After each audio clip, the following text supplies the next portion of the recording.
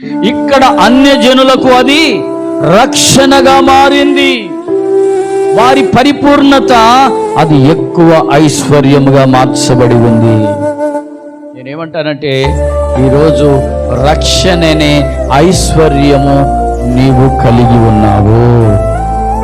ఈ లోకంలో కనబడే ఐశ్వర్యం కలిగి ఉండకపోవచ్చు.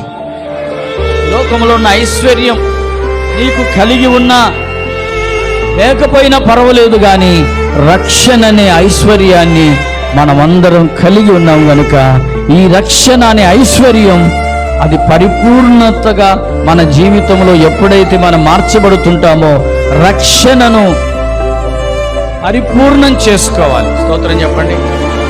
రక్షణను ఏం చేసుకోవాలి?